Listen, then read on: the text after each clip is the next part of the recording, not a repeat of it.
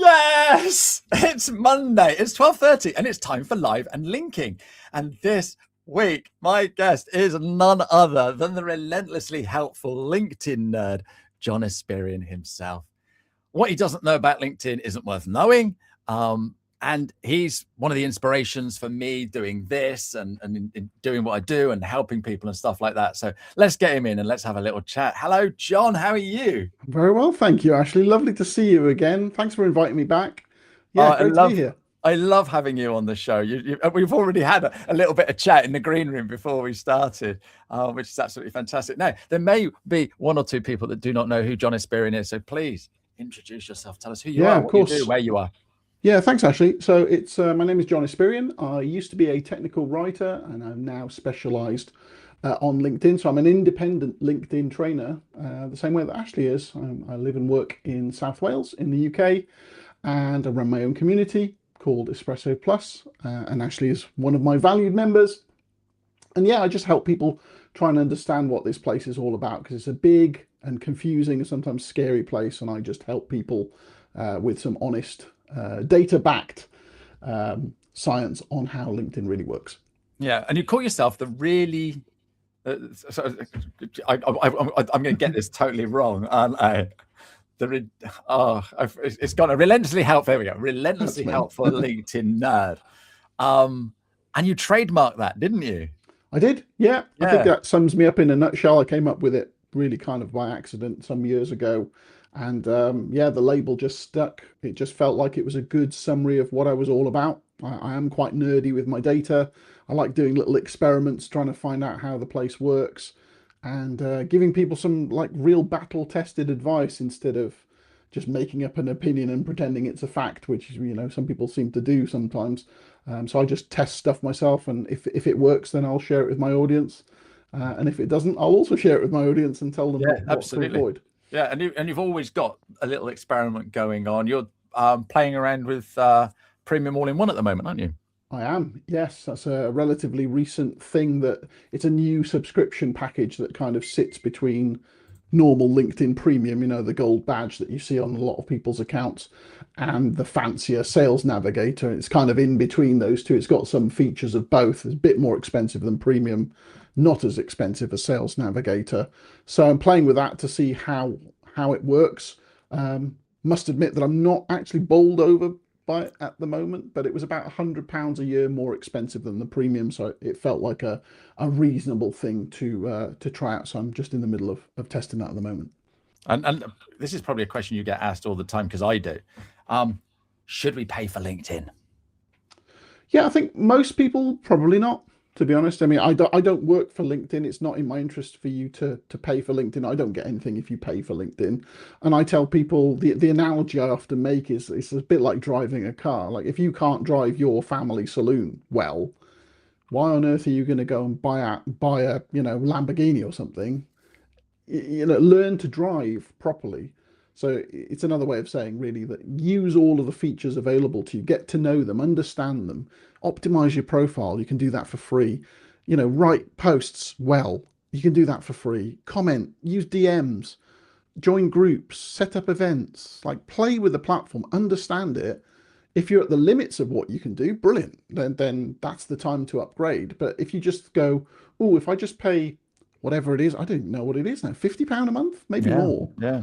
and you get a gold badge, don't think that clients are going to suddenly fall in your lap because you've done that, or you're suddenly going to get loads more views on your posts. It doesn't really work. So premium is great for some people, but most people probably waste their money on it when they're not really ready. So in the main, I would say probably don't pay for it, or at least not yet. No, perfect advice, and pretty much similar to what I say. Let's just say hello to Michal. He's loving LinkedIn and does a lot on LinkedIn, and he often comes into my show. So hi, Michal. Thanks for coming in and saying hello. And you're streaming on your side as well. So do I see their chats coming in here, or do you You see them? should see everything Right. because you're Okay. the person who's hosting the streaming. Right. So, Okay. So yes, I will see comments from everyone as well, I believe. fantastic. But yes, it's going out on my LinkedIn. It's going out on my YouTube as well, just to give you a bit more visibility for these streams because I know LinkedIn doesn't always promote live streams the way it could do. Or the way it should do. Yeah, you're quite right, because there's an awful lot of effort going into doing a live. And you'd think you'd see an awful lot more people going live, but they don't. Any thoughts on that?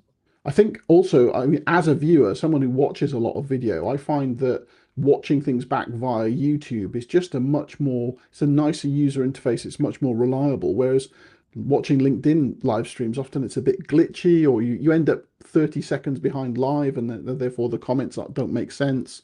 So I think that's just a technical limitation of the platform. Not quite sure why that is.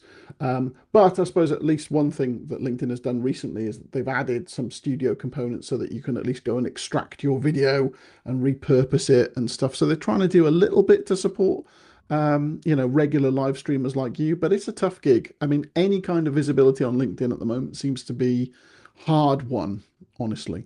And so where are we going wrong at the moment then with our visibility on LinkedIn?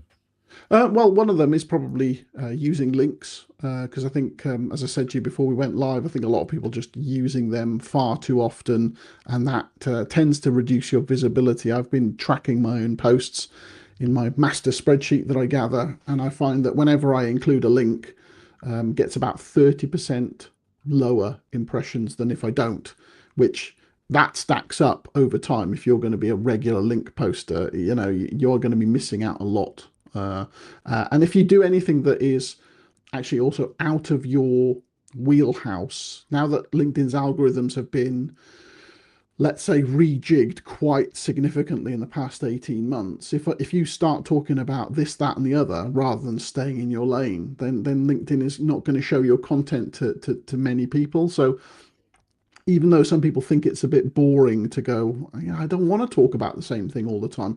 If you actually want to play the game of getting as many people to see your content as possible, you've got to try and stick to your area of expertise. So whatever you set your profile and your headline up to be, you need to then back that up with your content.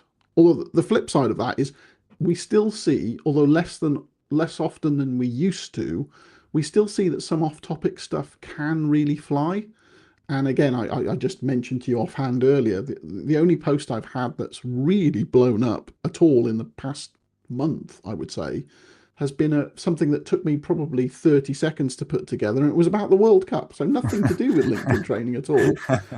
And so that it's kind of, it's funny when that happens, but it's also, you think, well, how can I turn that into business? Well, you probably can't. I mean, the real secret for latching onto things like that is to start conversations in the comments and move them into the DM, so that just basically people like you because you've said something that resonated with them, and somehow you stay in their orbit and you stay memorable to them, so that eventually they might want to do some business with you. But I can't just turn a World Cup post into, now book my LinkedIn training. It doesn't make any sense. It doesn't. But like you say, it's nice. It's nice that you do get some reaction now and again, because like sometimes you're like, I've spent ages doing that and no one's read it.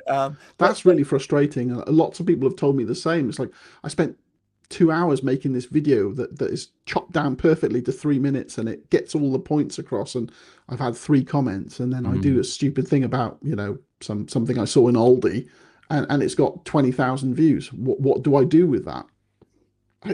It's a really hard thing to say. All I can really tell people is the people who succeed are the ones who just stick in the game for long enough. The people who turn up for 6 months and expect to be millionaires probably aren't going to be. The people who just there week after week, day after day, doing something valuable, creating a series of content the way you do, for example, like in the end, those people just get remembered as like that person knows what he's on about. He's probably not a cowboy. I can probably trust him. And they're the ones who end up getting the long-term referral. So it's not a very sexy answer, but if you stick in the game long enough, it kind of eventually works. But isn't that like life? The more you put in, the more you get out, don't you? We've got a few comments coming in. So John's come from Brazil today. So hi, John. Thanks ever so much for. Louis. He's saying John here. John, since last week, my feed changed drastically. Tons of videos. Are you seeing tons of videos at the moment, John? Well, Well, LinkedIn have reintroduced this video feed on the mobile app, but I still don't have it on my mobile app. It hasn't arrived here. They're testing that in the UK and I think Australia and Canada as well. So I haven't got it yet, but it looks like they're kind of redoubling their efforts to get video back into people's feeds. So they may with that be like you might start seeing some more in your feed, but hopefully it'll still be relevant to the things that you are Yeah. meant to be interested in. But again, I don't know if it's a user interface thing, but personally, if I'm going to spend time scrolling through videos, realistically, that's going to be on YouTube or it's going to be on TikTok. The user interface is just nicer. I find the videos more engaging. I tend not to have that behavior on LinkedIn, but time will tell whether other people kind of agree with that. Because, you know, I don't see myself as a typical LinkedIn user. Like, for example, some people love the games here. I don't play them at all. You know, I'll do my Wordle on New York Times every day, but I don't do LinkedIn games. So it's just horses for courses. But I've not seen any change on video just yet. Right. Okay. Interesting. Right. So Martin said that we dropped out just after we said to pay for LinkedIn. Was it listening? And Marianne Interesting. said exactly the same. And then Interesting. Martin said he won't go live for the risk of humiliation, knowing that no one is watching. I've watched other people's just for moral support. And this is why some people don't post as well, isn't it, John? Because they're sort of like worried no one's going to talk about it or anything. What are your Well, thoughts on that? in one sense, it's freeing. Like if you know that no one is actually there, you can kind of say anything. You can test ideas and you can see how things fit and you can get more comfortable. And also, like if you look back at the YouTube videos of people who are now considered superstars, like often like the first 3 months they had like 3 viewers or something. But the big difference is they just didn't give up. You know, like I think Mr. Beast's videos are still up there and he's got, I don't know, hundreds of millions of subscribers now, but he started out like everyone starts with no viewers. Yeah. So it's a question of whether it actually suits you. Not everyone is suited to video. You know, if you're going to be kind of, you know, like like a piece of rock or something, and it's just like video might not work for you, but you'll never know unless you give it a try. You might find another medium that works for you, but whatever medium does work, you've just got to stick at it for long enough for it to work. None of us got massive views to start with, and even if you were lucky enough to have a viral hit early on, it doesn't always translate into long-term success. In fact, it probably rarely does. So it's just a case of whether you can stick it out and what's your vision for what you want to be known for. Yeah, no, absolutely. So you started your LinkedIn career after you wrote a book, didn't you? I did. Yeah, Yes. let's have a look at this book. Here it is. Oh, Content DNA coming over to you oh, now. thank you There we very go. much indeed. I got my very own copy. There we go. Very This one, professionally done there. you see how ratty it is. I took this on holiday, and my grandson threw it in the swimming pool. He thought he was being funny. He was tiny Bless. at the time. So yeah, bless indeed, bless indeed.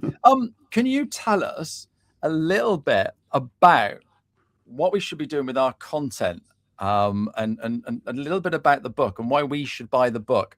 And while you're doing that, I'm Yeah. just going to nip and do an emergency thing. So bear with me. You carry on. You're going to be on your own for a second. Yeah, of course, no problem. Well, I mean, Content DNA was it came about really because when I was still doing technical writing for my clients, I ended up telling them the same sorts of thing all the time about, you know, before you ask me to write for your website, you kind of need to know what you're trying to say, what you stand for, what is your personal brand all about.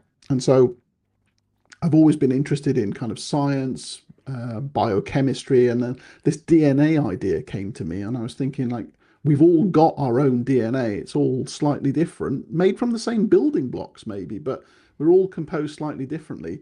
How do you go about capturing that essence and boiling it down to maybe four or so things, with one central thing that is the most important? And how do you kind of repeat that message often enough for it to land in people's heads? So in my example, I've got relentlessly helpful at the center of all of my personal brand. I keep repeating it. It's in my LinkedIn profile. It's everywhere that I create content. It's now a trademark phrase. I say it often enough that other people say it back to me. And when it echoes back to you, it's almost like a song, like people are repeating a lyric back to you, and you're thinking, right, they've remembered me. That gives me a strategic advantage. And so the book is kind of how do you get to that point as well so that you can be remembered? Ashley's a good example. He's got the color branding going on, always got that yellow and green, got the 15-minute guy. That's also a registered thing. He's got the book that has the same kind of look and feel. And it's all about being memorable, because it's very hard to be the very best in your category. Like if you're trying to say, who is the very best in their category? Because it's only the very best for football, for example, category. Yeah. The very best for football is Liverpool. All right. According to John Espirian. All right. But if you're called Ashley Leeds, I can't go liking Liverpool, can I? And I think that's the thing is and I love what you just said then. You keep repeating it, repeating it, and then people repeat it back. And a lot of people are a bit nervous about that because they think, oh, well, that's, I'm going to be saying it 100 times a day or something. Well, not necessarily. But also bear in mind that a lot of people just don't see your stuff. So while you might have, you've been in multiple interviews or you've made multiple posts, sent loads of emails, a tiny proportion of people are going to see that. You're going to see a lot of it because you're making it. But very few people see that stuff. And so it won't be repetitive to them. And on the off chance that it is repetitive to them, that means that they're probably well tuned into your content already, and they're probably a fan of yours. So actually, those people won't mind anyway. So it's a case of just not being scared to understand what you are, what you stand for, and then repeating the message. So it's what I call consistency and congruence in the book. So the book is all about how you get to that point where you can get your own version of this relentlessly helpful idea that I came up with, so that you can stand out and hopefully be memorable. And being remembered is the thing. That's the thing that opens the doors to, like, I need help with this. I know a guy. That's the thing. I know a guy, and then they come to you. That's the whole point. And the thing is, it takes a little bit of time, doesn't it? You're not going to do this in a 5-week training course, are you? That's it. And it's one of my issues with some of the gurus who are out there, self-appointed gurus who are like, follow this 7-step program over a month and you too will be getting millions of views on Instagram or LinkedIn or whatever it is. It's like, really? It never really works out like that. That's a short-term shock and awe tactics that aren't sustainable. The reality is you've got to build your base and you've got to be in it for the long run. And for me, it's taken quite a few years of runway to build up before I could to be an overnight success. And loads of people say the same. So it's not a coincidence, is it? If everyone says I've been building for 5 years and now suddenly I'm starting to get subscribers, no surprise. It's like you need some skin in the game for a while before it really starts to work. And I'm always a bit suspicious of someone who's just turned up out of nowhere and suddenly has 100,000 followers. You think you might have bought those. Or where did you buy those from? Yeah. We've got to give a couple of shouts out. We got Hannah from Denmark. We've got our friend Debbie from West Palm Beach, Florida. Who wouldn't want to be there right at the moment? And we've also got Brenda Mendes. Lovely. Who else have we got? Ashwa from India. They're all over the place. We've got worldwide here today. Stick in the game is a good formula, she's saying. Horses for courses. And Jeff Young, good old Jeff, nice to see us today. So thanks very much. It's lovely to get people jumping on. And Mary Wu, look at that. Oh wow. Definitely late in the day for her. No, early. See you, Mary. Early, isn't it? Well, depending on who she might be awake overnight. Who knows? I don't know what the time. Mary, you're gonna have to tell us what time it is there. So thank you for joining us today. John, I do we're almost out of time. John, you're gonna have to, next time we do this, we're gonna have to do an hour long, not 30 minutes.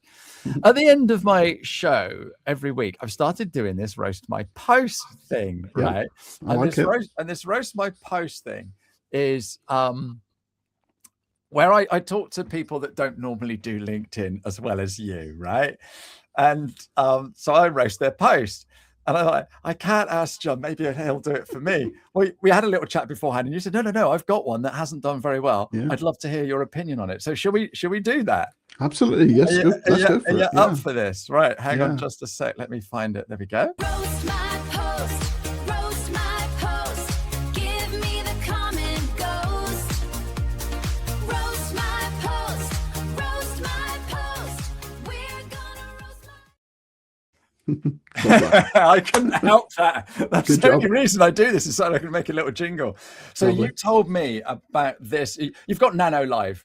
And we haven't even talked about Uplift Live Yeah. yet. So I'll come back to that. Just tell us a little bit about what Uplift Live is, please. Yeah, so we noticed that a few years ago that LinkedIn don't really do their own official events, conferences, that kind of thing. So myself and a couple of colleagues, we just decided, well, why don't we put our own event on where we talk about LinkedIn from the point of view of independent consultants, like working out what really works on the platform. And so we created our conference, which is called Uplift Live. It runs in Birmingham. It's run for the last 3 years. And now we've moved to a stage where it feels like, Birmingham shouldn't just get all the goodies. We should spread things around a bit. So I've set up a little mini version of the event called Uplift Live Nano, the next one of which is going to be in Bristol in September, on September the 17th. So we just get together for a few hours, have a bite to eat, talk about LinkedIn, and I'm going to be reviewing profiles and answering LinkedIn questions in the room. In person is always the best, isn't it? So that's basically Uplift Live. It's all about LinkedIn best practice from the independent point of view. No, perfect. And they're really good events. I can't make it. I'm going up to Liverpool to do a talk, so I'm really Well, gutted. congratulations. You've got a speaking gig, so it's all good. Fantastic. So your post then, you've done a banner, a Canva thing, and then you've put a link in it, and there's no picture of John. People love isn't. John. Yeah, I would have gone with a picture of John, but I might well have to. Yeah, I might well have to do that for the next promo I do for this, because I couldn't quite work out what was the best thing to do is. And I know from past experience that putting links in posts isn't always great for visibility, but this is a transactional post. It's like, if I want you to buy a ticket, there's no real way I can talk about something without then giving you the means to go and do the thing. So that might be one of the reasons why it hasn't done brilliantly so far. So, but yes, I think that's a good idea to put my face into the next one. I can't believe I'm roasting a John Espirian post. It's all good. It's all good. If we pretended that every post was just a stellar success, that would just be a lie, wouldn't it? Stuff doesn't always work, especially often during summer as well. It's like things slow down, They do, and I think that's what I love about you, John. Is you're just a normal guy like me, like everybody else that follows you. And then we talked about turning it into an event, and you've already done that. And I love the fact that with the event that you can actually then click on the link and then you can invite people. So I can start inviting. So I could invite Mary Wu, for example, because she's on the call. Sure. That would be, if she came, I'd cancel my speaking gig. That'd be fantastic, wouldn't it? Yeah, it's a bit of a trek for you for a couple of hours, I think, Mary. But I think that if you're doing an event like that, is to go actually create an event, and then it gets a different page all of itself, and then maybe put that in your featured section or something like that. What do you think? Yeah, I think that's a good idea. I've also changed my banner recently on my profile to promote the event as well, and my featured link on my profile is. I've only done those recently, but I suppose the next stage of promotion is direct messaging people to say, look, this thing is out in the world, and given that it's geographically based, it makes sense to target people, in this case in the southwest of England, to say, could you make it? And if you couldn't, maybe you know someone who could. So that's the kind of thing that you do. That's behind the scenes. No one can see that publicly. Like if I put a post out and then I DM 100 people, well, people will see the post. No one will see the 100 DMs that I've gone to the effort of making. I haven't done that bit yet, but that's the next stage to kind of, it's basically it's a way of shortcutting the algorithm, because DMs always get delivered. Yeah, right? So they do. So if I send 100 DMs, 100 people will receive those messages. Doesn't mean they'll respond, but I know that they'll have got them. Whereas putting a post out into the world, you're kind of at the mercy of LinkedIn's algorithm. You're like, please show this to people, and you never quite know whether it will. Whereas if you directly send it, then you know that they will, which means that you need to be sparing in doing that. Because imagine if you did that with every post, I mean, people would just put you down as a spammer. So yeah, absolutely. There's a time and a place. But if it's something important, like obviously there's a financial imperative for me to try and sell tickets because I want to fill the room, in which case it makes sense for me to do it, hopefully by showing that it's it's the place to be, and it's going to be a nice thing, and you're going to have nice food and all that stuff, and hopefully people will come along. Yeah, no, they definitely will. We've got a few more people coming in. Mark's we know Mark's another LinkedIn trainer. Martin's from Shetland. Who we got? Marion Avery's chatting away. What else we got? Tunisia. Lovely. Mary's saying it's 6:30 a.m. Oh well, okay, it's an early start. It's not a late night. That's a good for you, Mary. So we're with you with your coffee. You can say her name better than I can. Marie-Line. Yeah, thank you for that. One We of our got duchies. Maria just up the road in Somerset. This is crazy. All these lovely people. Thanks for coming in. Kathy York Okay. disappeared No from problem. your calendar. And what's Marianne saying? Found that posts with images I've created template in Canva look too polished. Yes, that's a very, very good point by Marianne as well. Yeah, I mean, real images tend to perform better than the polished graphics. So Yeah. again, I'll keep that in mind. But also, the other part of me thinks that sometimes it can feel like a bit of a fashion parade. So you just put up selfie images all the time. You feel like you're playing to the gallery in not always the most positive way. Like you can be seduced by the fact that putting a good selfie on LinkedIn could do well, and then you just keep doing that, and it feels a little bit hollow to do that. I suppose from time to time it's fine, but I can think of some people who that's all they do. It's just a random post and then a nice looking selfie, and you think, I know why you're doing this, and I know that it works. Still doesn't really feel right. So I'm a little bit conflicted on that, but I take the point that polished graphics don't always fly well. No, interesting.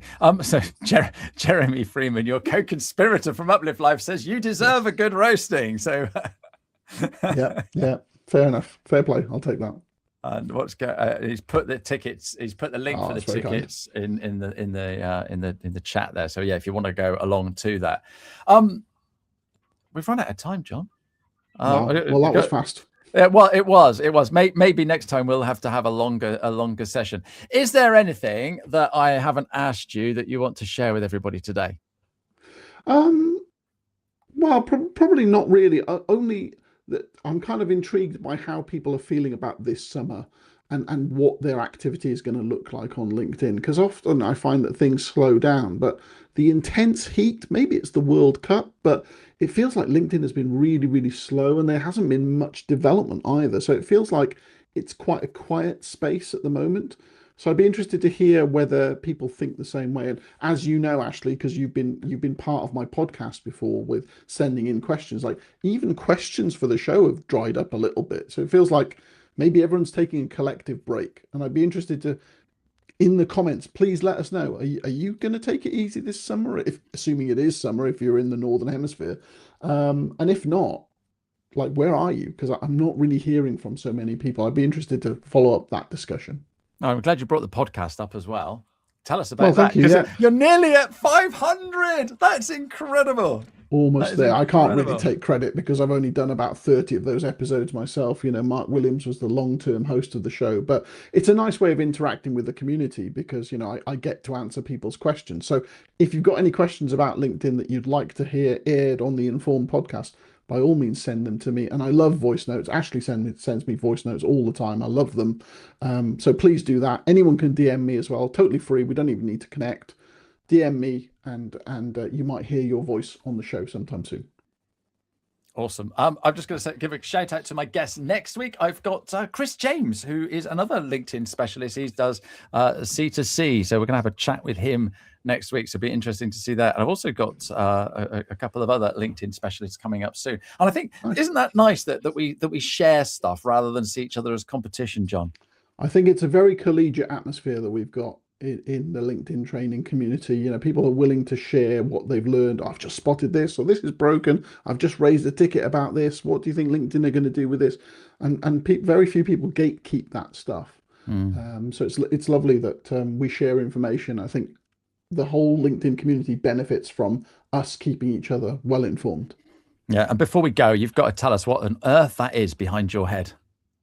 Oh, all the post-it notes, you mean? Yes. Well, these are the members of the Espresso Plus community. Your name is up there somewhere, Ashley. All the people who are in the private group where we chat about things like LinkedIn best practice and content creation and stuff. So I've been building that community for the past 4 years.